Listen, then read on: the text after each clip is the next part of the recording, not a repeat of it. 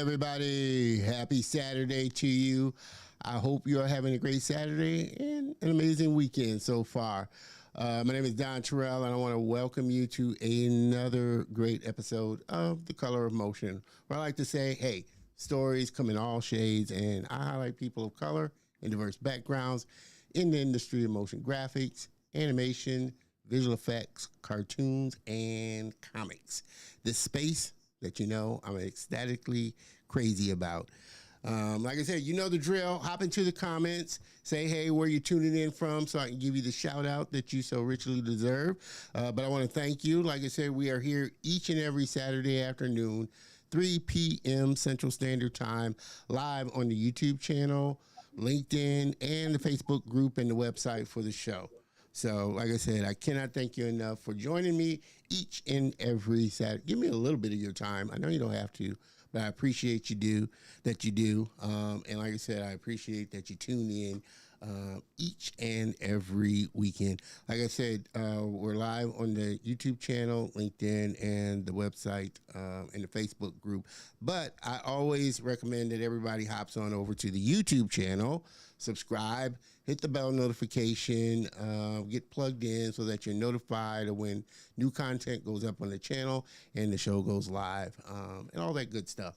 And definitely, like I said, want you to be a part of the family for sure. Also, big shout out to today's sponsor for the show, DG Graphics. They do all our animations, overlays, graphics, and everything, and generally make us look good. So if you are a business or a brand looking to create engaging content that connects with your audience, then you definitely want to reach out to them and check them out. Thank you, DG Graphics, for always sponsoring the show. Miss Mary Cato, hello.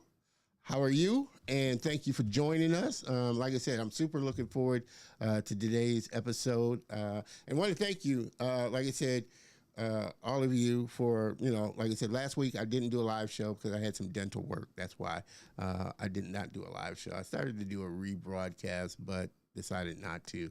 So I definitely want to thank you for tuning in today, and definitely apologize for not, being live last week. But we have got some great shows lined up, and like I said, today is no exception. Like I said, Season 5 is just rolling, going like gangbusters. Like I said, a lot of stuff planned for this year. We hit 200 episodes later on in November, so we're planning a big shing ding, big party for 200. So we're super excited about that as well. Devon, Molo Don, I'm guessing that's hello. So I will take that. Appreciate you tuning in, Devon, for sure. Mary, I'm good, thank you. That's great. I'm glad you're good. And like I said, as always, I appreciate everybody tuning in and really supporting the show as well. Devon, hey Don, I am from Barbados. I actually did a trip there, cruise there. And looking to get back and really enjoyed it. Nice to meet you, and I am looking forward to interviewing my friend. Yeah, I'm looking forward to it today as well. So I appreciate you coming on and supporting for sure, and I know she appreciates it as well. Mr. Dewan, appreciate you as always, brother, supporting the show and tuning in as well. What else? Oh, I would be remiss to say I'm trying to do this more. I know it's a bad habit. I don't really do this. But asking for support. Like I said, your support definitely helps me to continue to create content and all that good stuff and bring the show and, like I said, all the other content that I create to you. So definitely your monetary support of any kind definitely is appreciated as well. And I like a good cup of coffee, Who doesn't? So buy me a coffee. Go to buymeacoffee.com /Don Terrell. And like I said, any support that you give is definitely appreciated. So with that, I think I got all the housekeeping stuff out the way. Looks like we are rocking and rolling on all the channels. And like I said, definitely hop in. This is always an interactive show, so definitely hop into the comments. say, hey, where you tuning in from, and like I said, all that good stuff. And I think with that, we can kind of get this show on the road. What do you say? Hey.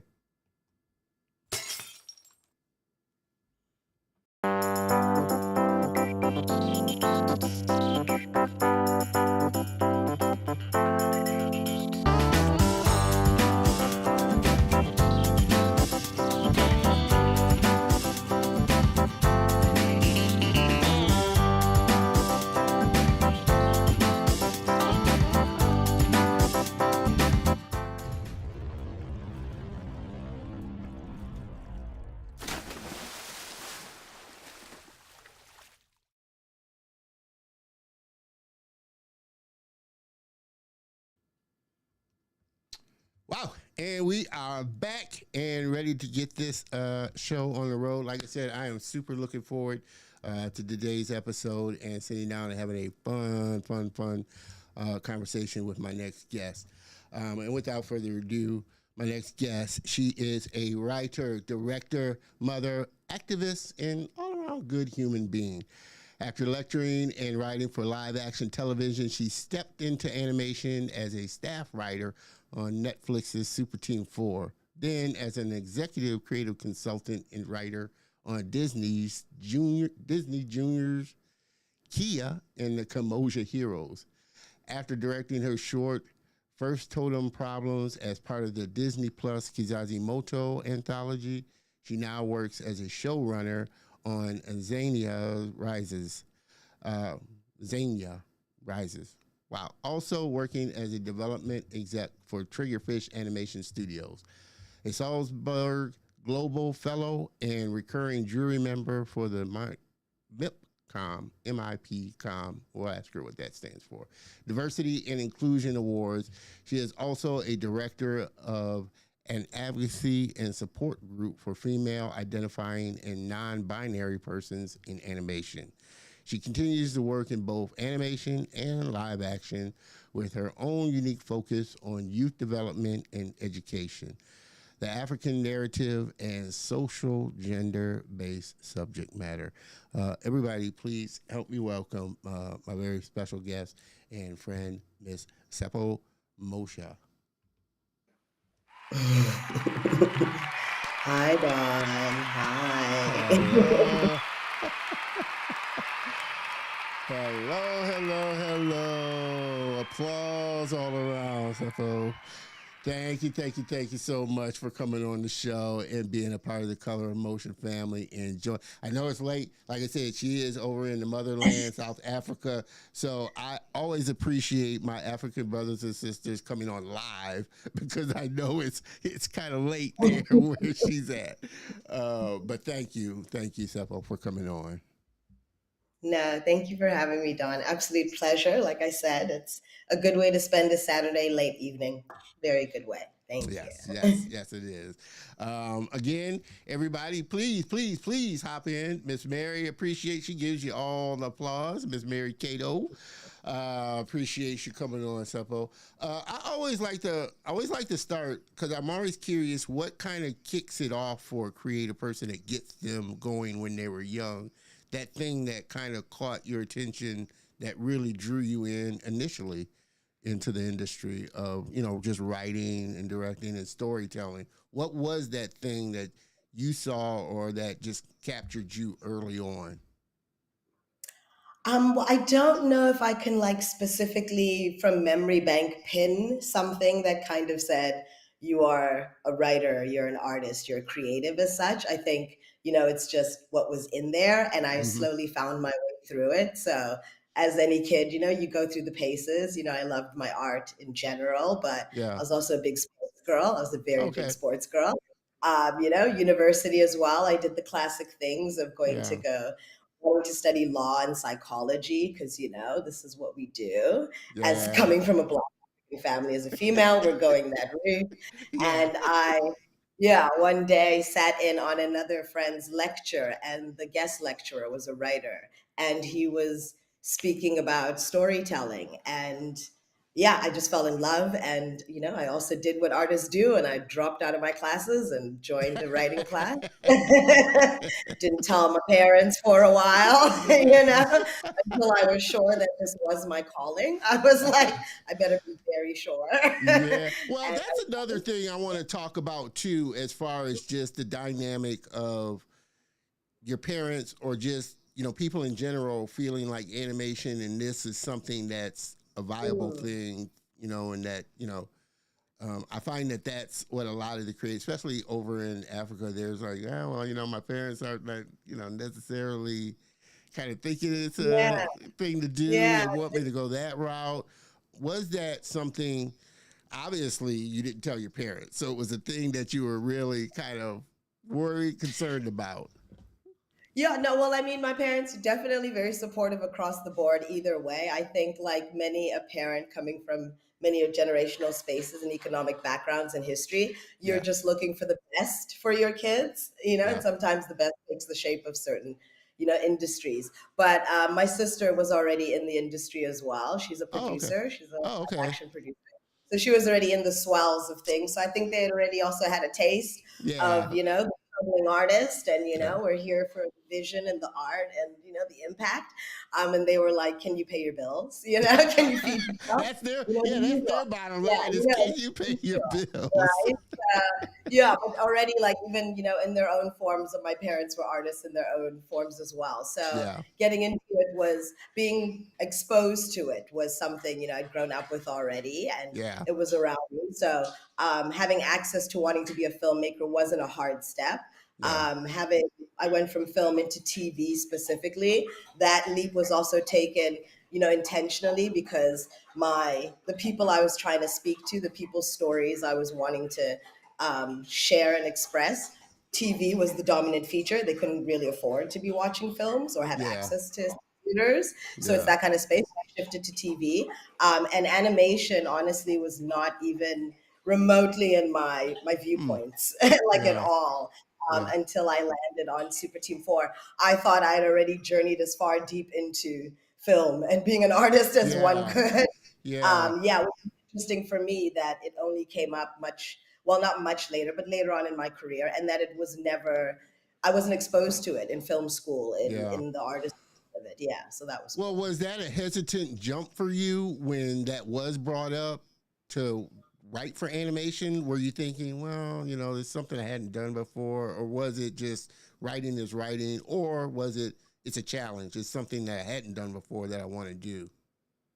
Yeah, a little mixed pot, but mainly it's a challenge, and mainly because an attractive challenge as well, more like a calling. Actually, I always say a lot of the stuff that I've worked on that I feel it's so close to my heart was like it called to me. But Super Team 4 was, they had put a call out for Black female African writers, and they were trying to create that kind of a writer's room, and they actually did. So that for me was attractive irrespective. I think if it had been in theater, I still would have jumped in, because it Mm, was about that kind of a writer's room that I'd yeah, never experienced. That for me was, yeah, a glory space to be a part of. So yeah. that's how I got in. Yeah. Well, was there any big kind of shift or change moving for you, moving from live action to animation? Was there kind of any thought process change on how you approached it, or not? Yeah, and I've been lucky throughout my animation career as well. Is like I've learned on the job, and I've also, the people I've worked with have allowed me the space, and I've Yeah, created the kind of space that I could learn on the job. Yeah, there are a couple of things. There are a couple of spaces you have to shift into. I think, especially right now, I think over recent years, there's quite a large interest from live action in animation and like mm, switching over, which is exciting. That more and more people are getting exposed to animation as viable work, and creative work that stands and is just as impactful as live action and documentary work as well. yeah, So yeah, the shaping and the leaping, it's not as big, I think, as people think it is in terms of writing.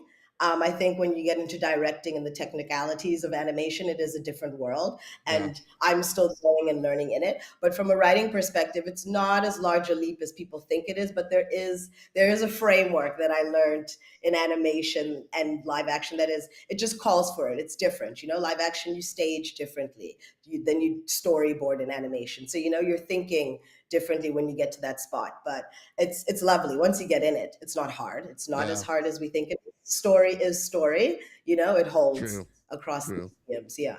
Holds. And to that point, what were the stories that you felt like were lacking that you didn't see and that you wanted to kind of tell um, as a writer and Yeah. director? I'll always start at the buck of not seeing myself. I'm not Yeah. seeing myself as a Black woman, but also my very specific coloring or Yeah. complexion line in terms of, I'm not the darkest, but I am darker. Yeah. So that kind of a woman, seeing more women, more females on screen was something for me, seeing more stories coming from the continent. I consider myself a cross culture kid. I was born in Zambia, but I childhood in Canada, teenagehood in Swaziland. I'm from South Africa.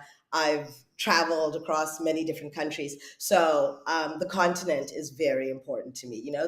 The intersectionality, the connectivity, even though we're not a country, we are Yeah. separate entities, but we're very much connected. So stories coming from the continent, stories coming from the diaspora as well, was not something that I was experiencing as much as I think we should have. So that's always been the front running attraction, Yeah. and then outside of that, it is just story. It's really just that. So I think as a writer, as a storyteller, once I step outside of my own home base, that question around who gets to tell what story starts to swim, and Yeah. starts to float around and discuss, because there's story around just the human condition. Like I'm very much about us as humans in Yeah. relation to our earth, Yeah. as a species. So the human condition is intense for me, and I'm always looking for places. And sometimes those places are not coming from where I'm breathed from, So Yeah. then you have that kind of conversation with yourself around,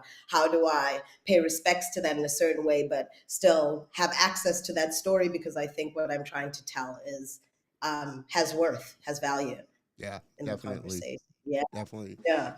And outside of, and we're going to get into everybody, we are going to be, checking out some of the work that Tshepo has worked on. Definitely, like I said, hop into the comments because this is going fast and furious, and I like that because it makes for an engaging show. Devon, she did an amazing job, worked for Kiya and Kimoja Heroes for teaching me about African culture, which is we're going to dive into that as well. Just the impact of what animation and storytelling can do. Never gives up and do the right thing. Right thing. I need glasses because I'm looking at this small screen as opposed to my big screen here. Season finale is amazing. I'm just gonna cheat and look at my big screen because looking at this monitor is small. So proud of her. Definitely, Divine. Appreciate that comment as well. Let me drop And I this. think one of Kiya and the Kimoja Heroes' biggest fans. I think one of Ah, our favorite. see, Mr. Dwan, welcome. Tshepo, first Totem Problems was my favorite episode. Oh wow, of Kizazi Moto.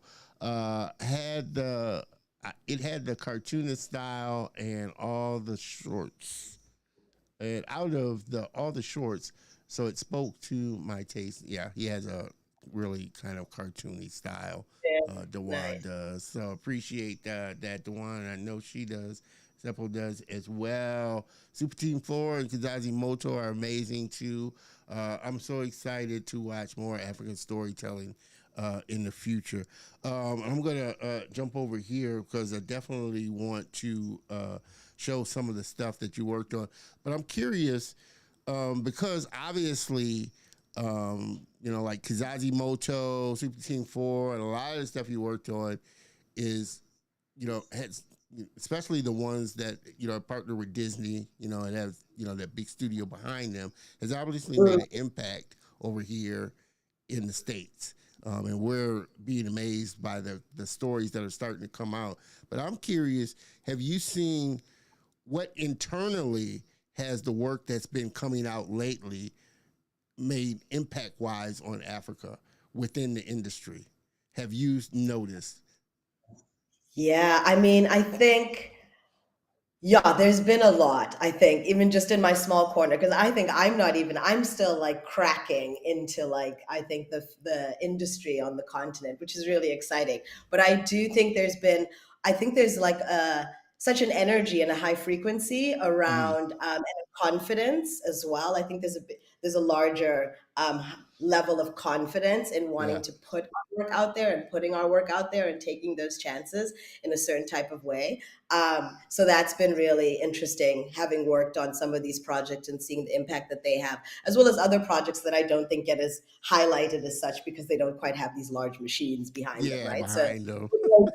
relationships because they do allow these kind of spaces and this kind of reach. So that's been also like really interesting. I think, what's also been cool on the continent is, oddly enough, I mean, as much as the Disneys and the Netflixes are present on the continent, not as much as, in some countries it's not available in that sense. Yeah, And it's been so interesting to see how audiences and other creatives have made an effort to still learn about the shows, even if they haven't necessarily watched them, and support the artists and the creatives behind the shows. So it kind of really speaks to that idea that there's also like impact off screen, even without engaging in the actual content directly. People are just excited about the idea that they're seeing more African creatives coming out on screen and working together and collaborating as well. So yeah, that's been really cool. But I definitely think there's, again, like in the same breath that animation was brought to me or introduced to me in a certain type of way, I think that exposure is showing more. Animation yeah, is becoming a lot more present, a lot more viable. It's becoming a part of the conversations in a lot more spaces. Yeah, in a really exciting way on the continent, yeah, definitely. yeah, for sure. Yeah. And that seems to kind of be the underthread of with a lot of the African creators that I've talked to is just and let me know if this is what your thoughts as well is kind of the Mm. misconception that we can do this quality of work given the opportunity. Thinking most Yeah. people outside of the country or continent think, obviously the quality. And that's the thing that Disney is, kind of people are hung up on is just Disney quality, Warner Brothers, Sony, Pixar style quality stuff that, hey, we can produce amazing quality work, animation and stories and things that people, not just within this continent, but Mm. outside of this continent can enjoy and appreciate. No, exactly. I do agree. I think, yeah, the being able to showcase your quality control is very important, and it is something. And I always find it interesting how there is that perception that there's a lack of maybe quality, international, global quality. And I always wonder, I'm like, what's the threat? Like, how do you figure that out? Like when you decide a place or a people or create certain creatives might not have the quality warfare, but that's fine. I think it, obviously it spurs a certain kind of fire to prove yourself, and that makes sense. And it is shows like, I think Kizazi Moto really did that in a certain kind of way because it was such a diverse group of people. So it wasn't like saying, oh, South Africa, has got it going on. It was like, no, South Africa, Kenya, Uganda, Nigeria, Yeah, Egypt. Like it was just yeah, making sure that, the world is aware that there's not just, any old one or three top places yeah, that this is happening. This is yeah, happening across the continent. But also, I think it's also kind of really supports the idea that collaboration also is what elevates things. Do you know? And that kind of working with a diverse group of people forms part of what elevates something to such quality as well.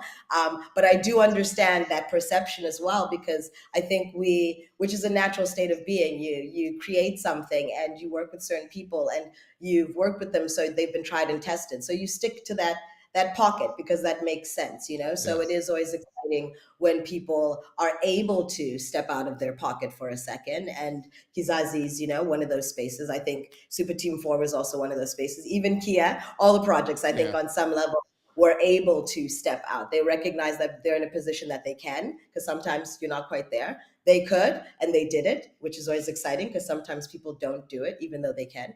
Yeah. So all these kind of companies and, behind these shows did that, stepped out, and they got exactly what they were looking for. Yeah. Well, I'm curious also as to what you feel are some of the things or some of the challenges, additional challenges that Mm. um, not just South Africa, but Africa as a whole faces or needs to overcome still within the industry, within the continent, for the industry to really be, I guess, as big as it is here, or as mainstream kind of accepting Mm. as it is here. I know, like I said, one of the things, and I know it differs within, different countries within South Africa. South Africa is different than, say, Lagos in some areas as far as resources and things that you can get a hold of. What do you see as some of the other challenges or things that are going to need to be kind of overcome for the industry to really start to take hold and really start to be big within the continent, as big as it is here?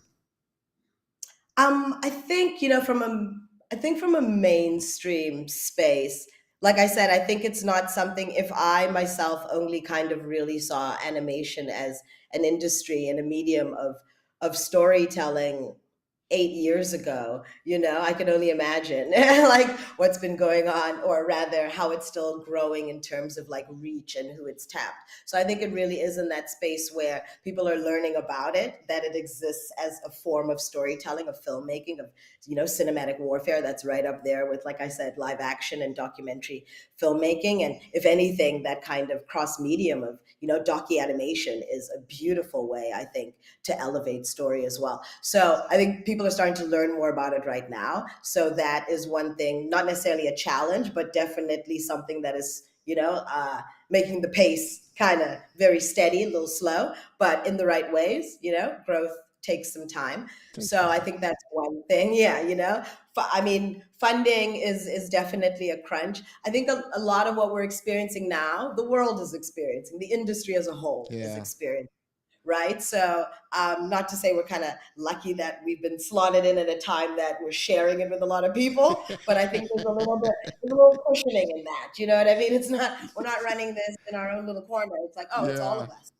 Okay. So, good time to jump on the ship together, you know Yeah. what I Yeah. mean? Yeah. And move through together in a certain type of way. So I think the challenges we're facing, the industry is facing in a certain type of way. So the conversations are similar to what everybody else is kind of having. But I do think one thing that I know in my corner is a big conversation, and I think a lot more countries are having it, is that co-production between African countries. And Mm. again, it's that collaborative work, it's that pooling and that backing of funding in certain ways. It is hard. Funding is a difficult thing. Yeah. I think the continent, funding towards developing projects so that they are of international standard and quality and competitive in the market in a certain way. Production value, the animation pipeline is not an easy one, so something I think African creatives are good at is finding innovative ways of getting the work done in ways maybe others would not have had to imagine. So Yes. that's interesting in that way, because whatever challenge there is, you're just conquering them at the end of the day, really. So, but funding, I think, co-producing in a certain type of way, being able to work across borders, I think, is something we're still really struggling with, which is weird, Really? but it's an interesting Well, I one. mean, I guess not, because I guess even we have it in our own kind of way here in the States with blacks Mm, working together. That's always been mhm. a thing, really trusting each other to work together, and thing. That's a Yeah, thing over here as well. But I do find it interesting, that you said it between, continents there working within countries there working within each other, working with each other. Do you find it getting yeah. easier now that, It's I just growing. I think it's growing. Yeah, I do think it's growing. I think we are, we're coming out of our shells as well. You work on something and you understand that you're very few and far and wide as a community, and then you start to step out of your shell and you're like, oh, there is community here. Let me yeah connect the dots. I think it is definitely growing, and you can see, last year's Annecy, there was such a camaraderie between the Nigerian group in Ghana, and they came yeah yeah together yeah in a certain yeah this year's Annecy, the East African bloc came through in a certain type of way. So you're starting to see that we're understanding like the thing we know about ourselves, that community is strong, right? And we're yeah bringing it into our professional spaces in a certain way. So yeah. that's really interesting. Yeah, but it is the production, being able to fund our projects independently is still really the bigger struggle. But I think we're getting a little creative about it. We're Yeah, working on it. yeah, and I want to talk to you about that. And but before I do, I want to kind of allude to the point. I don't think a lot of us over here understand the large diaspora that Africa is within that. So we kind of have to kind of think about it a little bit to wrap our head around. There are a lot of countries within the continent of Africa that, like I said, are sovereign countries within that larger thing itself. So understanding that is a big thing for us that definitely wanted to point out to my Yeah. U.S. viewers for sure. Uh, Let me throw some comments, Mr. Wayne. Appreciate you, brothers, for tuning in there. Wayne Carnegie, another alum there, stopping by. I appreciate as well. Blessings to you, Mr. Devon. What Triggerfish animation to do for new African series in the future? What Triggerfish animation to do? Oh, I guess that's a what is question. What is Triggerfish Animation doing? New animation series doing for the future? I'm looking forward to it. Learning African culture is more important. And to that, do you find that the stories that you're starting to get more, I guess, inquiries or just the kind of interest in learning from about African stories and it, I don't know how good a question it is because I'm pretty sure over in the country there are whites and non-blacks that are trying to learn the culture within what they're living in. But do you find that it's opening up this conversation that wasn't had before? I will say. Yeah, I think there's more conversations happening. I think the conversations are always happening. I think maybe where they're happening is different. They're happening in more public spaces and platforms and forums. But I think the conversations were always happening. And the learning is always there. I think people have become more open to it in a certain type of way. I don't know. It's a kind of chicken and eggy in a warped way for me. It's like, is it that like people are becoming more open, or were they always open, but some were just not putting out the content? You know what I mean? We're just Yeah, like I don't want to offend audiences as well. Sometimes you're just like, supply and demand, demand and supply, it's that kind of like theory. Because I always look at, when you're speaking about the continent and also the diaspora and then those who are not necessarily directly coming from these spaces, but it's like it's all audience, right? And it's like yeah, millions and billions of people. There's millions of people in one country, in Africa takes over, most of Europe if you really yeah. place it map. Do you know That's what I right. mean? I'm like, Yeah, continent alone as audience, it's like it's insane, and all those people want to hear and see and feel themselves in story. And then there's the diasporan link, and we are everywhere. yeah, Okay, like yeah, you know what I mean. And it's third generation, fourth generation, so it's also that cross culture, and then that so there's such an audience for this kind of content and work. Yeah, so the conversation's always been happening, but I do think there's more of it happening in a more exposed or highlighted spaces, if that makes yeah. sense. And I want to dive a little more into this time that we're in, the industry that we're in. One, just the ability um, to get a hold of tools now and learning now with the internet and things like that. I mean, I would hope and I would guess you would want to see more kind of brick and mortar institutions, learning institutions around, because I noticed a lot of, Africans either go, out of the country to learn animation or learn online type of thing. Are you starting to see a lot more institutions teach writing, animation, the type of things that, the creators are wanting to learn? No, most definitely. I mean, not even just like starting and growing. I think there was, I was talking to another Kenyan creative and also I think someone here from South Africa, because I do a lot of master classes, workshops, training as well. And we were having a conversation how some participants were saying they're like, we're trained out. They were like, we're done. We're like trained. Like, they're like, please don't come here and train us anymore. And I was like, that is some real talk. I was like, I too myself, as the person teaching and feeling like I've been doing this a lot. You know what I mean? They were like, "We're done with the training. Let's work. Let's work on the project." So that's been really exciting in terms of like there is a lot of that happening and a lot of Mm, programs, a lot of incubators, labs are growing. I'm off to Kenya now next month for a lab. I did a couple. So the last 2.5 years, I've been traveling into that in Africa quite a bit, doing these kind of like working in these labs and workshops. So that's really exciting that we are recognizing that there is a leveling up in certain spaces, and we are finding out the ways to do it and train yeah. more people and just kind of connect the dots further, which is really cool. Yeah, we Well, working hard. yeah. Yeah. I mean, well, do you also see that a lot of the creators that you're talking to are trying to kind of get into studios, or are you starting to see that they're starting to use these online platforms to get their own stories out there, whether it's YouTube, um, Or just online. Yeah, and it's like you said, independent work. fundraising Mm. now is you can go to Kickstarter and do a Kickstarter campaign if you really want to fundraise and get money for your type of thing. Do you find more creatives now are starting to take kind of ownership of their own stories and get their own stories out there, because we got all these channels now and ways now to get our ideas and creative things out? Definitely, yeah. And I mean, we don't have like Kickstarters per Okay. se. Like we don't have, which is interesting, right? We don't have that model or have access to Really? Kickstarter specifically.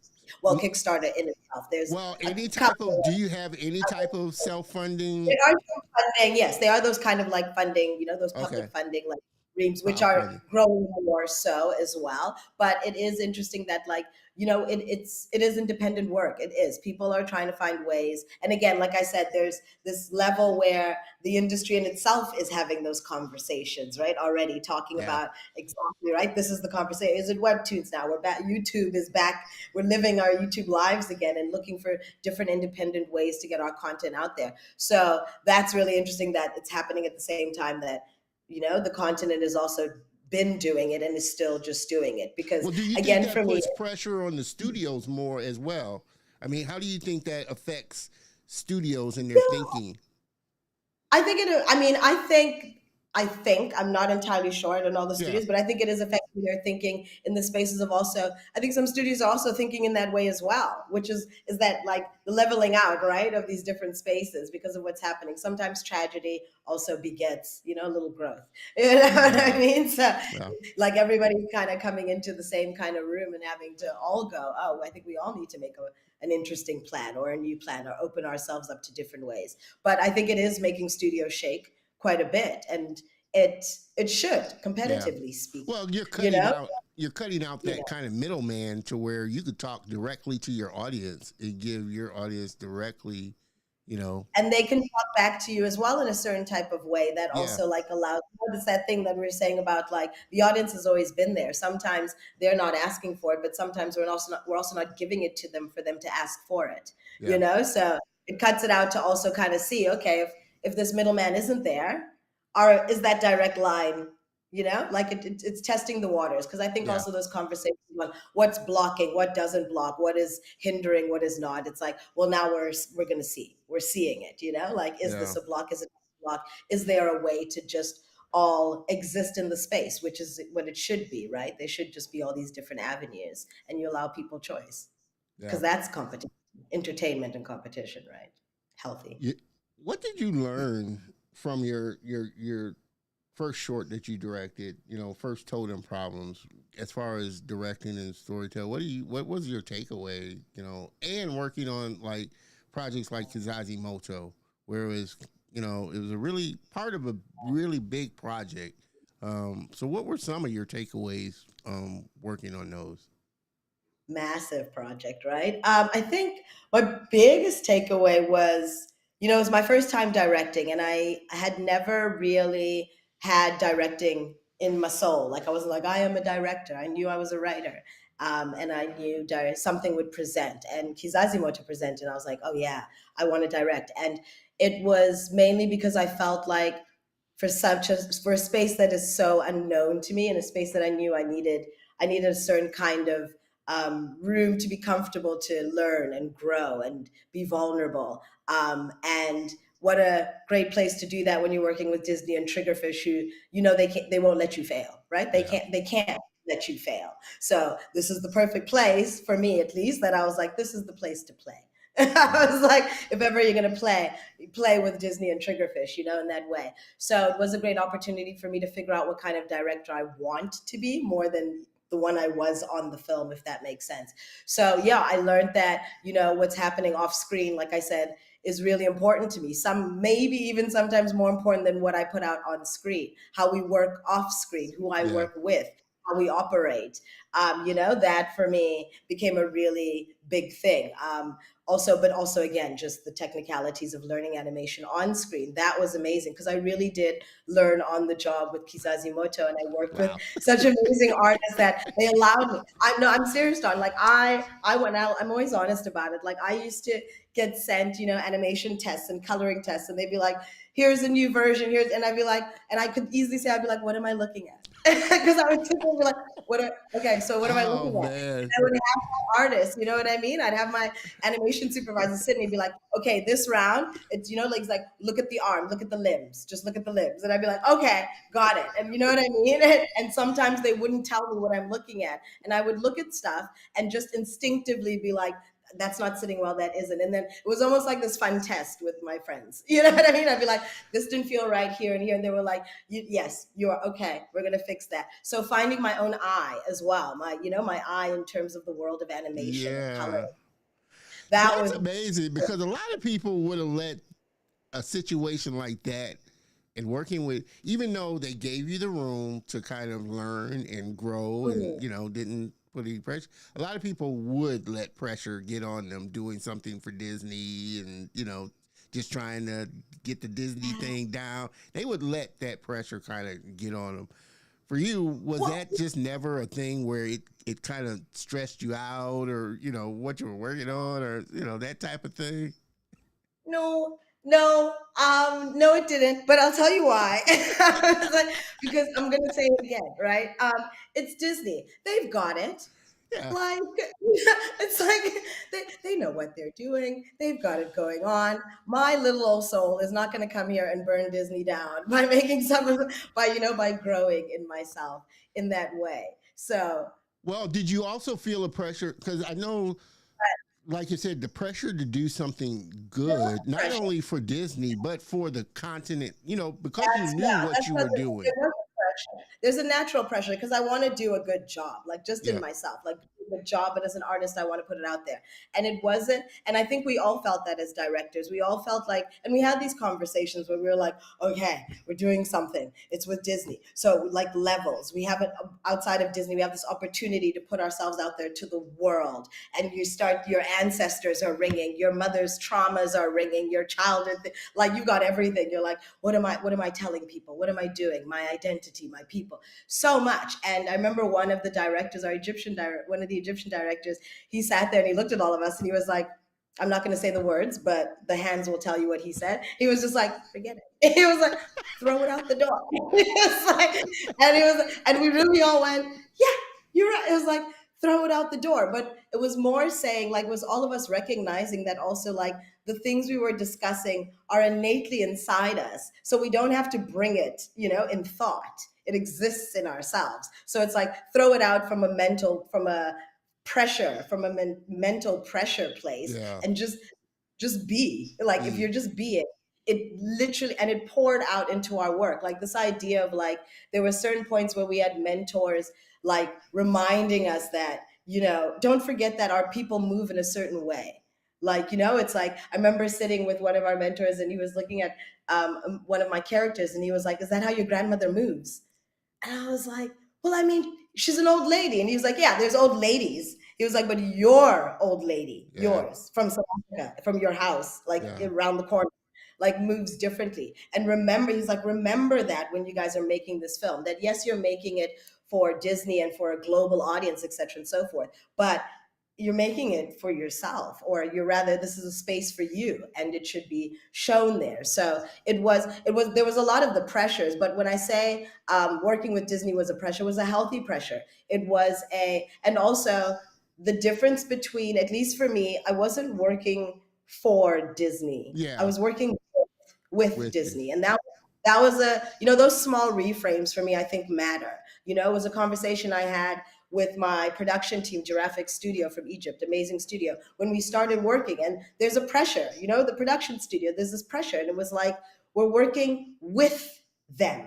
Okay. Disney's also trying to do something. You Yeah. know what I mean? Also trying to work with, so that means we're all in here trying to hit a certain thing, and that creates a certain pressure. But we're not working for them. I'm not delivering a newsletter for a client. Do you know what I mean? I was Yeah. like, they Yeah. came and Yeah. asked me.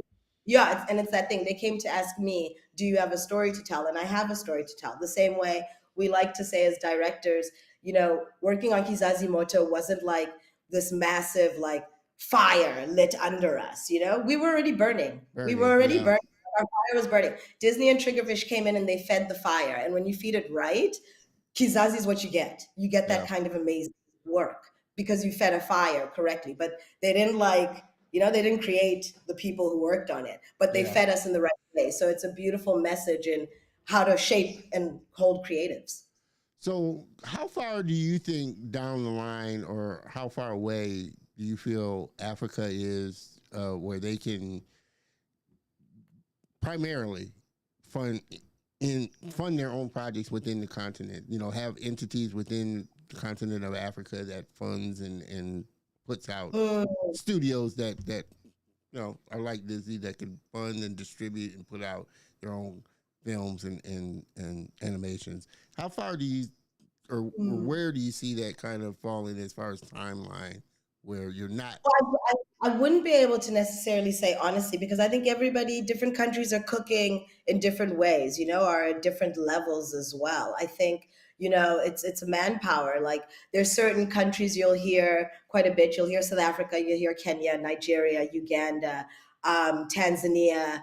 I think you'll hear Zambia as well coming up quite a bit. But other Cote d'Ivoire is doing things as well. Ghana is doing. I mean, Yeah. you'll hear Ghana. So there's a lot of countries, I think, on the continent who are already within animation, in gaming, in comics, like across the medium of art in that way. I think so. I'm not sure how far they are. I don't want to like speak on them in that certain way. I don't know. I guess what's interesting for me, and I'm exploring it as I learn from different studios and the people I have worked with, is I don't know if the building blocks are towards being major studios in a certain way. I think everybody is trying to figure out like, what do we want to look like? How do we want to shape and form? Is it following these certain kind of models that already exist? Is it Yeah. creating new models and ways that exist? So that's what's exciting, I think, is what is happening on the continent is a lot of identity shaping, in terms of studios and how they want to grow and be. But definitely growth already, definitely already independent work. I think that it is there. I'm not sure if it's well known globally, but there is definitely a lot of projects that are already being put forward independently by a lot of studios. Yeah. Yeah. Um. Um.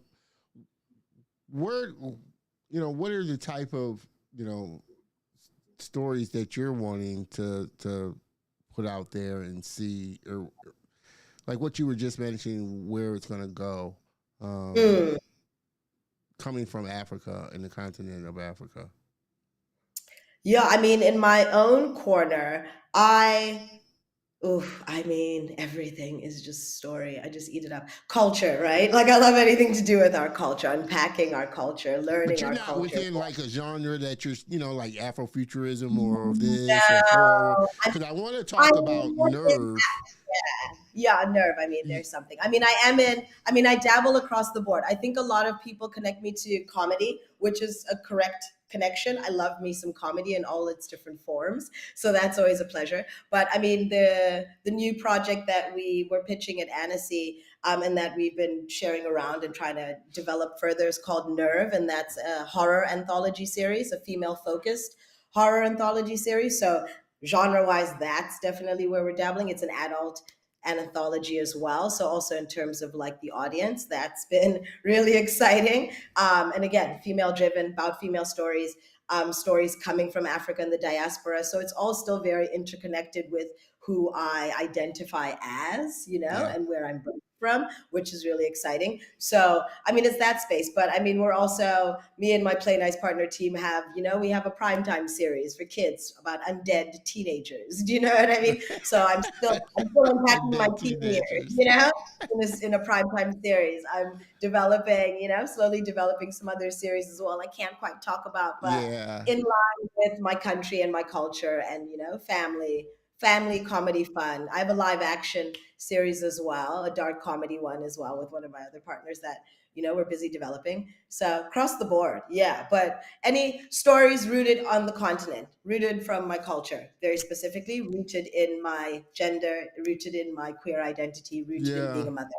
Yeah, as But well. doesn't, like I said, doesn't limit it to, like I said, I guess No a limits. No medium. limits. Yeah, Yeah. I'm about like what tells the story best. Well, I know So some people like to stay within, some people, we just like to tell children's stories, and we're mm, not trying to get in, even though they may enjoy watching it, adult style animation or adult yeah, style stories, they tend to focus as far as the content that they put out and the stuff that they work on, like children's stuff and yeah. children's No, content. I'm on board because I think, like, for me, at the crux of it, I'm 40 years old, but I'm still someone's child.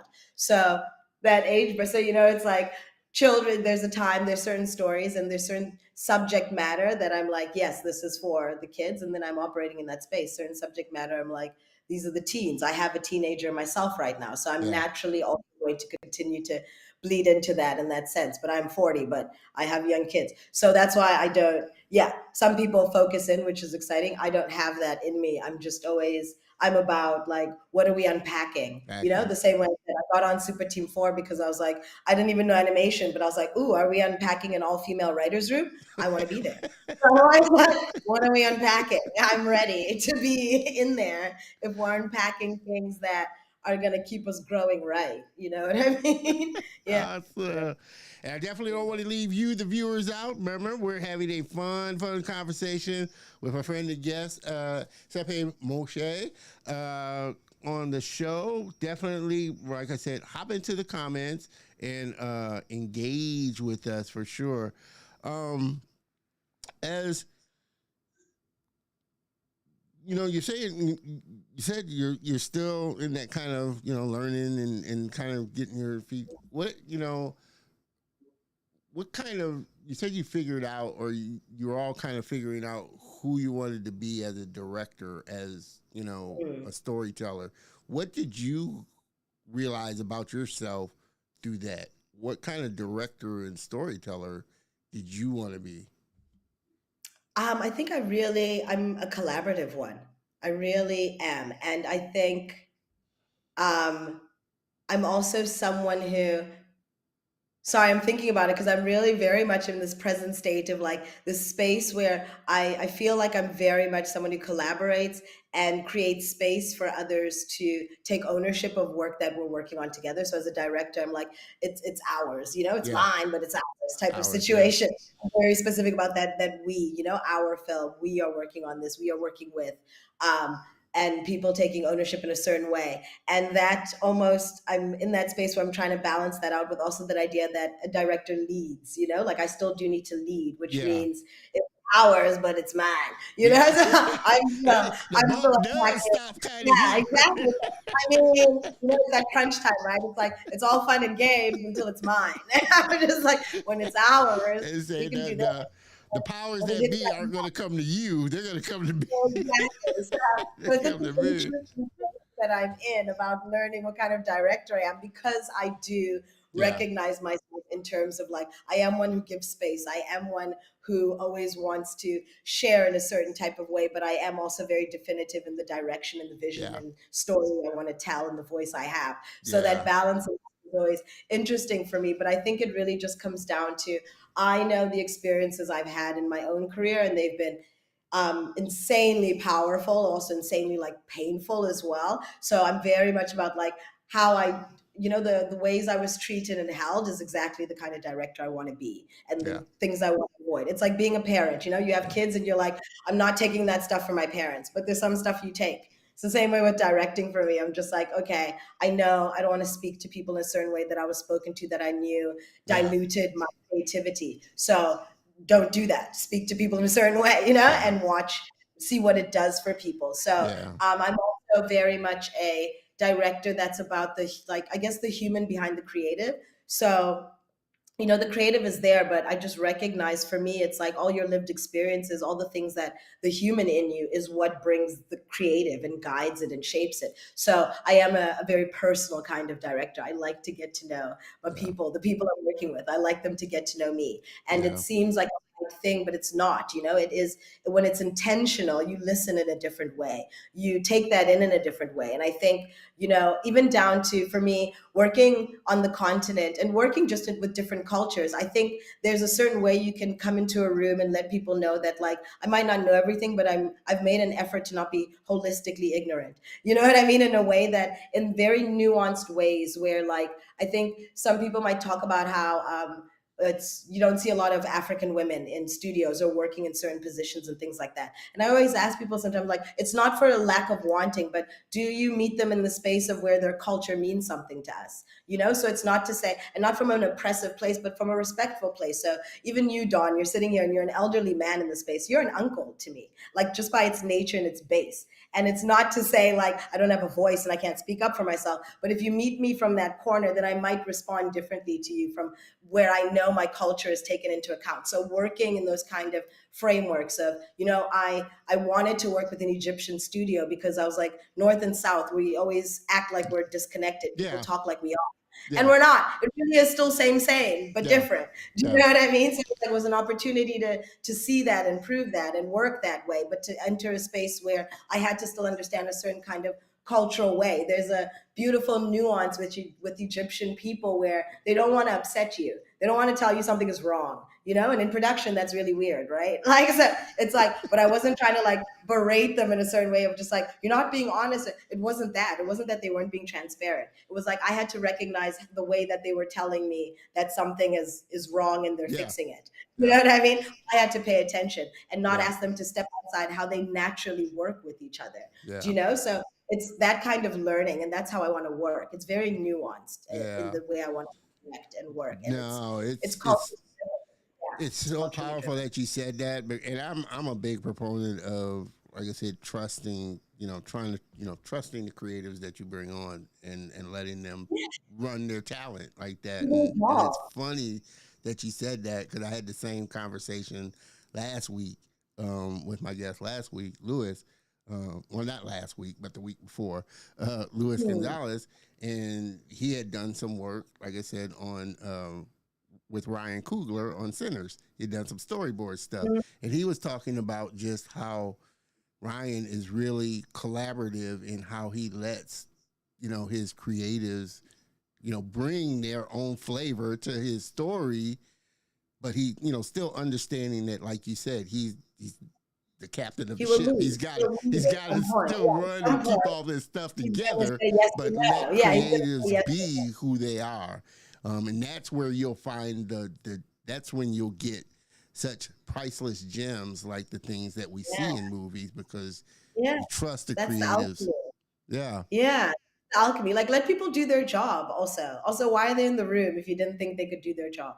So, it's like, let them do it. And then, like, but also, like, that's the thing. It's like, let people do their job, but no, like, directing, you're like, you're the holder. Like, you hold the space more than I think you do this at it, right? I think people, at least for me, that's what it feels like. Directing is not necessarily like giving direction. It's actually just holding Yeah. space. Yeah. You're holding space for everybody else to do their thing, and then you're like aerial viewing, going, "Okay, cool. Now I'm going to do this." Yeah. Just like, you all do this with And I what you've think the got. really great directors are masters at that. They let actors bring their own flavor to the whatever they're doing. The Yeah. cinematographer, the editor, whatever they're doing, bring their own flavor Like to it. yeah, it's like live science. Do you know what I mean? But live, like you're live. Someone brings in, they're like, "Oh no, I've got this," and you're like, "Okay, I'm going to sprinkle 2 drops," and you're like, "No, maybe 3." Okay, wait, and then you're like, "No, bring that over." Okay, no, 5. But it's recognizing the different elements in your room, and yeah, it's alchemy. Like, that's just all you're doing. And sometimes, it blows up. Sometimes space clouds Hey, don't sometimes float it on. works, sometimes it doesn't, Yeah, that's what it is. And then That's you just go just the back to the nature room. of it. I want you to Yeah. tell us more about Nerve. The project, your project Nerve. Why you came up with it, how you came up with, what was the genesis Ah, of it, and the yeah. story So behind it. Nerve was brought to me, right?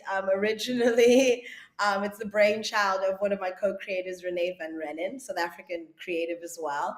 And she is a lover of horror, a deep fan and lover of horror in that space. And in the nutshell of it, wanted to see the thing that she loves so much, but wanted to see it from the place she's coming from and see more women in the space as well. And she connected with my work wife, Rafaela Deladone, and kind of shared the idea and concept behind it, and they cooked it up into a series, a horror anthology series Mm, centered around women. And then, yeah, like I said, it's also the ideas. It's steeped in African stories and the diasporan stories as well. We did our first season based off of Intruders, which is a book of short stories by the South African writer. But the aim is that, consequent seasons, it is just independent stories coming out of the anthology. But so they brought it to me essentially. And the reason I mean, I almost cried tears of joy because I was like, what did I do to deserve this project being put in front of my face, to be honest? But I also know what I did to deserve it. I opened my mouth and they understand who I am. And yeah. as a person, and I am definitely for this project, and yeah, and my youth was also, I had a deep love of horror films. Yeah. I think that Yeah. I actually haven't been seen too many animated horror. right, I haven't right. So seen a whole lot historically, of yeah. animated horror. Originally, the series was, when we were conceptualizing it or growing it, it was live action. Okay. And again, and you know how things develop and they evolve and they shape and form, and it brought it into the animation space. And when we came into it, for rather saying it felt like an animation, it kind of really just, I think that was the real key in elevating like the anthology. We were like, okay, we actually Yeah. found the pocket, Yeah. like this is the extra that it was kind, especially for the kind of stories we were hoping we wanted to express and share and tell and have creatives tell. We were like, it's animation. We were Yeah. like, this is actually Yeah. women in horror as well. As a concept, people think about it like, oh, we're gonna see more. It's just gore and slash and just violence against the body. And we were like, that's not our horror. Yeah. Like, is that our horror? We don't know our horror. We know our horror, actually. We're very aware. So, you know what I I mean? And think we're you like, get, our but horror, sometimes we're just like, it's sometimes not as big and dramatic as you think it is. Sometimes our horror is our own mind. Sometimes our horror is just walking down the street. So, trust me. Hey, if you take a look at, which I think is what uh, uh, Jordan Peele was trying to get across when he did this what you is the call it. It's a thing, right? different kind of horror Exactly. we And got. this is cool. It's like, what is our horror? And Yeah. like a woman's perspective, especially thinking about like the tropes that women are in horror films. It's always like the blonde woman dying, screaming for help. The brunette climbing up staircases. It's like, okay, listen, cool, but it's Well, I mean, like that. You not let's be honest, and not saying it's all of it, but I'm just saying there are certain tropes around oh, hopefully she's sticking a little. Hopefully we will get her women back. Uh, you're sticking there. in Uh, horror and how we're Tshepo. treated in horror. Okay, you're back. Hi. Okay, you were kind of There? I'm yeah, yeah, back. yeah, I yeah. think so. Okay, we're Yeah. definitely rolling here. Like I said, I am trying to be mindful and respectful of the time. There. I know it's late, Yeah. type of thing. Where these Yeah. can roll. My episodes can roll kind of long. So, but I'm no, sure. we were Yeah, but saying. basically, I was saying with yeah. You were nerd. Yeah. saying we were talking about just our different kind of horror, the stories. Yeah, the horror stories. But and not to say like it's not all of it, but it's just that idea of just like let's take a real deep dive into like women in horror in all its different angles. We could say women inside the films and the stories themselves, women inside horror, the genre as creatives. So that's what was really cool about the project. We were just like, oh my gosh, like women in horror has so many different angles where it really is about also like, creating just entertaining films as well. Like I think it's that it's a good nook. It's such a good pocket, this anthology, we feel. And it's why we're also feeling strong about an anthology. Anthologies are ambitious, but we were like, it needs to be an anthology, not a series. We need them to have standalone episodes in a certain way. But it's really just about it forms a bit of an incubator, but also just straight up commercially viable entertainment, Yeah, yeah, quality and standard with those themes that are really globally relevant because it's women, right? So it's like you don't have to ask us about global relevance. It's just women. Like yeah, what is the commonality or the thread? Women. You know what I mean? It's like yeah, that's the commonality and the thread that binds the anthology together. So it gets to incubate while at the same time just being what we think is just like a viable project. We're just like, how has no one done it? Because we were the ones who should be doing it. So yeah.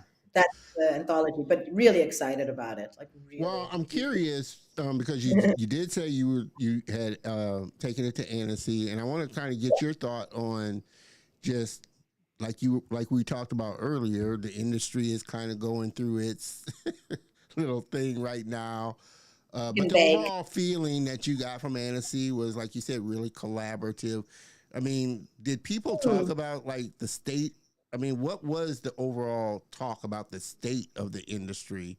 I mean, I know it's kind of silent because it's an animation conference, so I don't think they'll be, talking negative about it. But they are, but they got to, Human.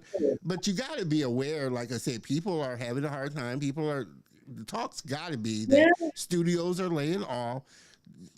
That talk's got to go on.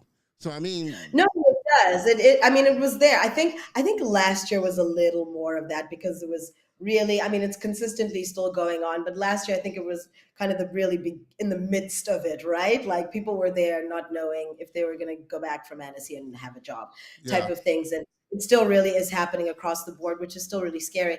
But I think there still is and when we say like studio layoffs and things like that, I think we do need, like, at least in my corner, recognize a lot of it is happening Europe and the States, right? This is not so yeah, there's what's going on in Europe and yeah. in the US. It's happening there, and then the impact it has globally on the industry as a whole. So it does have impact in our corner, in South Africa and on the continent, but not necessarily at the same The kind of same level. kind of way. Okay, Yeah, I see not what the you're same saying. kind of things going on, if that makes sense. But Yeah, I think, yeah, but it was pretty tense. And last year at Annecy, I think it was a at least that's what I felt. Whereas this year, that it felt like, yes, like people are still in the struggle, but we need to be doing something, and we're doing something about it. yeah, So yeah, hope filled in that sense, energized in that sense of like that openness of just like where maybe over the years people have been just potting meeting, co-producer meeting. Now it was like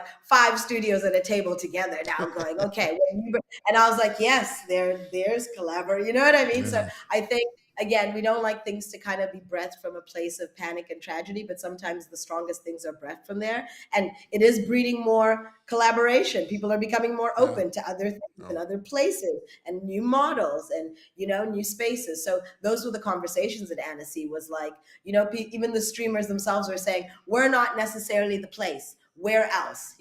They were encouraging people to think independently and be like, how can you build your IP in a way that when you bring it to me, I can. It's not that I don't want to, the Yeah. studio's going to say, it's not that I don't want to, I can't. Here's how you can get it on my Yeah. desk. So that's what was really fun. I think there's a lot more knowledge being shared as well. Like people were Yeah. sharing, so that for me was exciting, and encouraging. Well, and I guess I kind of, at this point, I'm kind of tired of bringing it up, but it is a big thing still.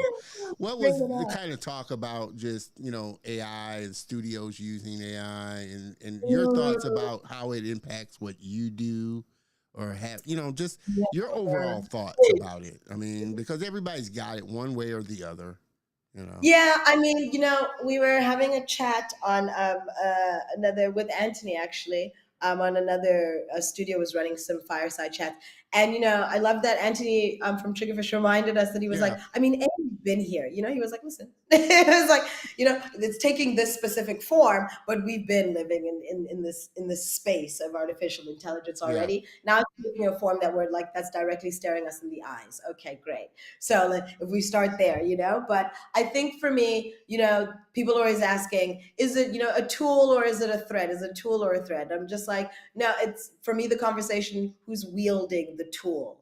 Whoever, how you wield the tool, it can become a threat. You Yeah. know, As I was telling one, people, yeah, any tool it's not could be a yeah, threat in the wrong hands. Yeah. yeah, it's one sentence. I was just like, it's all one sentence. The tool is the threat, but it could also not be the threat. But the conversation is actually not about the thing, it's about the people Yeah. using the thing. The And we thing. won't Yeah. discuss ourselves, right? Yeah. Like, we're not ready to discuss that we are weaponizing this thing Yeah. or not and how we use it. So, like, for me as a writer, it's an interesting space where I'm encouraged, and I like the idea of AI in a space where it might assist people in leveling in and being able to level up to be on standard. So things for me like nuanced things like language. Do you know what I mean? Now, AI can help in a certain way where your treatments get, certain levels of standards that have Yeah. been keeping people out of certain spaces. Yeah. It's allowing that access point. So I think it can be useful in those kind of ways, shaping certain things so more people can get in the room a lot faster who deserve to be there, right? But there is that space where it is also just like human complacency and slight abuse of power Yeah. and spaces. And that Yeah. happens too. Something is small, respectfully as a writer, I don't want to get AI feedback notes. I don't want it. And if I'm going to get them, can you Chat tell me that they GPT are? says this. Yeah, and tell me that they are, because please understand I'm going to recognize it. And so small little things that will make it painful for us to exist with it as humans. Because it's not, when you do that to me, Dawn, it's not what you did. It's Dawn I'm more concerned. And I'm like, now I don't want to work with Dawn, because Dawn couldn't take the time to tell me he used AI, but also just say, I need another week to give you notes. Or, you know what I mean? Or I summarized your thing because I couldn't read it. I summarized it. Now will you talk to me and unpack it? So it's like you can use this thing. Like I've Yeah. used it sometimes. I use it. I summarize something and then I'll sit with the creative and be like, I used it to summarize. Yeah. Okay, cool. These are the points I got. Now we're gonna do the unpack it here. So it's still Yeah. gonna happen. But I Yeah. needed to do this. Like, so those kind of shapes and forms for me, but it's always still just the humans, but it's there, and it can work. And sometimes the journey is that you have to, unfortunately, humans, we need to see something burn before we see something grow out of it. So I'm like, so it's Oh gonna man, burn but I totally us. agree with you. I It's have to. burn I us have to for a give you while. credit on that. That's such a nugget. Like I said, it's. It is. I It's going to mean, burn us for a while, but it could also help. But just, I think in animate, let me say this as well. I think in animation as well, like I had an artist friend, very pained at, he had trained a couple of artists and they put out some art, and immediately the response was, oh, that's AI, you're copying, you're faking and baking. And I was like, well, now don't let this thing discount or let us forget that they are artists in this world. Like, yeah, it's like, true, the only true reason artist. yeah, the only reason it's producing the thing it is because it's this people's art that was fed into this thing. Yeah. So it's just like this, like people are creating stuff. So we can't start looking. Our eyes, the first place our eyes shouldn't be dropping is into an AI framework when we see something beautiful. It should be the other way around. It's like you see something beautiful, it's a human, and then fact Yeah. check. Well, do you But think people? But do you think people are doing that though? Because that's what a lot of people are saying when they see a picture. It's like, is this AI or is this? no, that's so offensive. I know, but we never. I mean, we weren't doing that when we watched. Sorry, I'm going to be so old school. Like Jurassic Park, you weren't like, "Is that Well, that was before AI was a mainstream thing. Yeah, I mean, we're living in the fantasy, right? And I think that's what is like scary about AI within the animation world and the artistry world, because it's just like it's killing, like it might kill the fantasy, or like the fantasy that we are creating, which is part of the magic that the humans are creating this fantasy, right? That Yeah. people choose to ignore. That like there's hands behind it, but it's still it's Well, still a touch and go conversation for me. I'm just watching people, to be honest. I'm watching yeah. and it I doesn't mean, help. I'm watching studios, I'm watching creatives, and just still doing this. It's like it's a new toy that we've created, and the children are still playing. They're still well, I playing. always say, like I said, it's like any technology. It's like that shift. It's always that strange step from the old to something different and something new Something that different. people Yeah, go through. exactly. I mean, So we're we went still, through it with the horse and buggy and automobiles. We went through it with. yeah, the cell There's always phone, that strange thing with World Wide technology, Web. Yeah, and the like you World Wide said, Web. it's not so much. And this is how I've looked at it as a tool. It's more that, hey, who is it? Who's using that tool? Because, like I said, a car is a tool, but in the hands of a wrong person, it could kill somebody. Yeah, A and the gun, driver versus yeah, a the sober. gun is a tool, but in the hands of the wrong person, it could kill somebody. So that's what I mean. I get it as a creative. I mean, I understand, and I feel a certain way in a certain level about, hey, I spent a lot of money and a lot of years learning the skill that I learned. And a lot of people feel a certain way when they see people just type in something and they call themselves an artist or Oh, this, solid.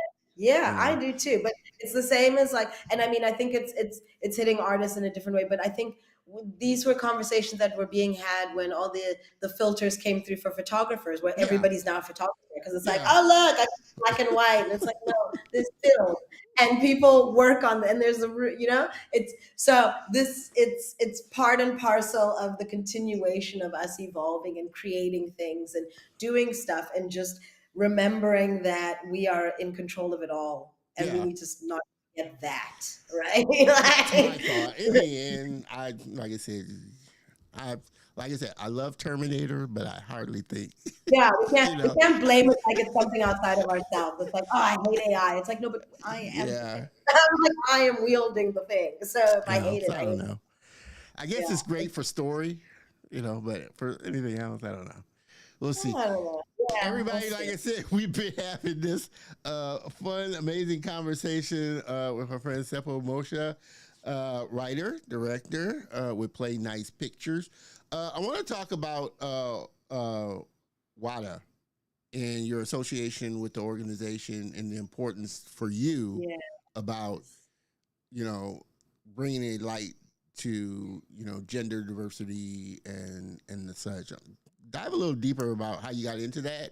Why is it Yeah. an important thing, and where you hope to see as far as the stories that you're telling do. In that space. Yeah. Yeah, So Women Activating Transformation Africa and we are still very much kind of shaping it. It's in its infancy years. But last year, another friend of ours, as the group we are, Katie, was trying to set up an animation chapter connected with the global group, a South African chapter. And a couple of us wanted oh to join in with her and help her. I noticed a lot of the conversations we are having. Oh, am I still there? yeah, you're still here. Hello? You froze up a Yes? little, but you're Okay, good. good. I was saying, as we were starting to kind of shape this global South African chapter animation group, a lot of the conversations we're having with other creatives from the continent was a lot of women were in animation were wanting to join us from the South African group, and they were saying there's few of us, there's maybe not exactly enough spaces or funding options or things like that, and it would be pooling kind of resources, leveraging a network type of situation. So, and we thought it made sense. Absolutely. We're like, no, this makes absolute sense. And unfortunately, the group we were working with didn't operate that way, like structurally in their structure, which was fine. No tea, no shade. we can now partner with them in the future, which was really great. But it did encourage us to create our own independent group that could operate in a very specific way, in the ways that we were wanting to, and essentially in the ways that other creatives were saying they needed. And that was the aim, right? The idea that we wanted to get involved in this group in the first place to support women in animation. So we wanted to serve what it was we were hearing. And what we were hearing was, we need to join forces. We need to join forces. So we're like, okay, cool. So a group of us got together and decided to create this NGO called Wata. And the idea behind it was mainly just, there are a lot of these groups already doing things. There's a lot of women's groups, there's a lot of support groups, there's studios, there's female creatives doing stuff already. So we never want to bring ourselves like, oh, we just came up with something, especially on the continent. So what does that, like, our real main and positioning is looking at who is already doing stuff and how can we help further support and elevate what it is you're doing, whether it's structurally, network, leveraging our network, whatever the space may be. And then where it doesn't exist, then can we help you set up a Wata within your country that is interconnected? So we're trying to create a Pan-African kind of advocacy and support group for women in animation, so that we are a numbers game in a certain type of way, so that we can present ourselves and work with each other a lot more, because a lot of us still don't even know we exist with you. It's wild, but it is there. So we kind of call it the in-betweens. There's certain things we're not just really about, we're not looking to like necessarily, scream at policy and like be bashing down doors in a certain way, but we are looking at certain kind of policies and saying what really does block women in the industry and is not helping, and how can we further assist in those ways. There's that idea that animation is a viable career space. We're bringing that to tertiary students, university students, but we think from a cultural and family support space, we need to be looking at high school girls. You know what I mean? We need to be entering family spaces and discussing that. I talked about my own journey as an artist. So it's things like that where we're just like, what are like the around the corner stuff, the in-between stuff? It's like university, we get it, that happens there. High school, if we're able to target high school students, let them understand from that space, that family understand what this industry is, how it can work, would that better serve that support as they move through wanting to be? So, things like that. So we're trying to look at broader kind of corners and ways to support women in the industry a lot more, essentially. And just really the main base was connecting us. We really felt like we're just like, we need an avenue to connect. And all the founding members are from South Africa. The original 6 women who started Wata are from South Africa. And that was also because it's, again, that as South Africans, even though we're also grinding at this thing, right? But we do recognize we're a couple of leagues ahead. We recognize we have a certain kind of level of support other African countries don't have yet. And we want to leverage that. And that really is what it is. And also leverage our diasporan connects. And that, I think, is something, we don't necessarily do as much. And I think that's important, that, women in animation who are not living in the continent does not mean you're not from here, and we need to remind ourselves of that connection. And there's reasons we go international as well. And those reasons could be leveraged for us across the board. So it's just putting it together. We're just trying to connect the dots, really. I'm not going to lie. And I'm, build my own community. It really is like community. Well, I mean, you really hit home the point, which, like I said, is kind of a big point that I try and drive home with just doing the show. It's the thing is really about connecting with other organizations and other entities that are kind of doing the same thing, but often their own kind of space. Like you said, especially over here, there's an animation group for every diaspora here. There's women in animation, there's Lixa, Latinas in animation, there's Asians in animation. But the thing that always struck me in the conversations I've kind of had with and I've had some of the guest members come on as guests. But the thing that kind of struck me was just this thing of, it'd be so powerful. How powerful would it be if we all could work together? Because we all seem to be, we're all siloed, but we're all talking the same things and we're all looking for the same thing, diversity within the industry. So we all should be, how powerful of an entity could we be, learning to work within each other and partner with each other to see how we can help support one another in the things that we're trying to do.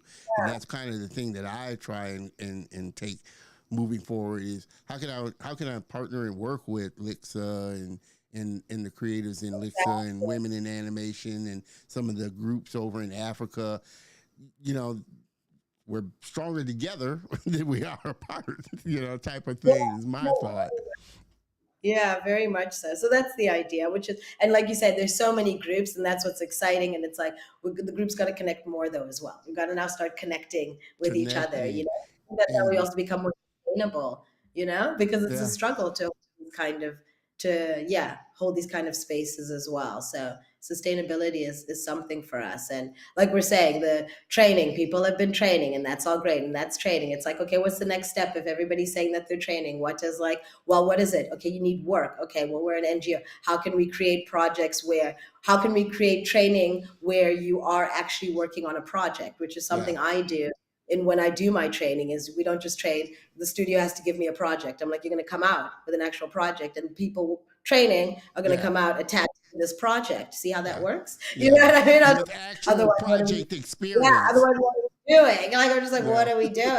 We're just talking and you're writing notes. That's not going to work. So you know what I mean? So it's like, so that's the kind of like training shape that we're taking. Our mentorship program is, yes, we mentor in the industry stuff, but you know, and not to say men are not, you know, don't have a unique lived experience, but women have a very unique lived experience, that mentoring is not just about like breaking the glass ceiling in the industry. We have to mentor, women have to mentor like your home, your heart, your spirit. You know what I mean? And that's our mentor. And our mentoring is actually about the human, not the creative work you're doing. So we're not mentoring you on how to move through the industry. We're mentoring you on how to like live. And yeah, that we know will affect how you move in the industry, because we're women and we understand that our living affected how we moved through the industry. So again, it's these like just taking whatever's in front of us as a advocacy group, and we're like, what does it look like behind? And we're trying to work on that stuff, the stuff behind what is being presented to us in front, if that makes yeah, sense. yeah. No, A makes lot of total like, sense. yeah, it's a lot of mind work. It's a It's lot of mind always work. my. It always starts. That's where it always starts with the mind. Yeah, no, Always it's starts with really, the mind first. really amazing. Man, oh man! Like I said, we've been having an amazing conversation. Like I said, we are rolling up on an hour and a half. Hour and a half. Like I said, it goes Wow. by so quick. I have a Cinderella. Remember Cinderella? Yeah, I know. So we're gonna bring this train into the station here. But I do want to ask one final Mm. question. You know, as I kind of bring this and wrap this up, Tshepo. What's well, two. One, what's been the best piece of advice that you've been given? And then two, what would be your best piece of advice that you would give somebody like in high school or grade school that you're looking to reach and talk to? Ooh, I mean, you know, that advice went on. Okay. I mean, there's a couple of things that might run through my spaces. And for the most part, it's things I've kind of um, told myself more than someone's given me the advice, if that Okay. makes sense. Yeah, like I think there's not a lot of people that give me advice as opposed to held space for me a lot in that sense. But I think one thing I still repeatedly say to myself is to it's going to sound a little business talk and a little, I think, hairy fairy if I say call it that. But I always tell myself, hold your light and show your value, right? Okay. And when I say, yeah, so that's like a piece of advice I give people. I'm just like, hold your light really is that like self, right? It's like whoever you're, and when I say hold it, it means you have to know what it is. Right? Like if you don't know what it is, you got to figure that thing out so you can hold it. And then Yeah. it's show your value. Like, and I know, and I say value because it can come in that form where value can sound superficial, but can also not, right? Be. And for me, it's about both. Like I'm always looking for that way to like hold my value across the different levels, because I recognize I'm operating with people across the different levels. So coming into working in the industry, young, female, Black, African, I'm just like, I have to hold myself, whatever Yeah. that light is. It'd be my voice, my creative, my POV, the stories I want to tell, etc. I have to know what that stuff is so I can hold it. So understanding yourself as an artist, I think, is and that takes a while, right? As you know, even in our age, Yeah. it takes a while to learn who you are. So, and the youths, I would say, start to figure that thing out before you're trying to figure out what your big break on screen thing is.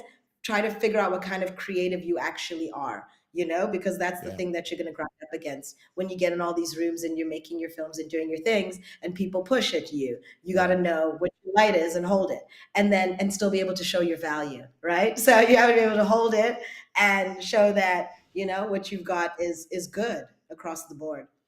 Oh man. That's And, what I and I tell can't myself. say any more on that. I drop a bomb on that nugget. I drop So bombs on aggressive, nuggets. so aggressive, John. It's so aggressive.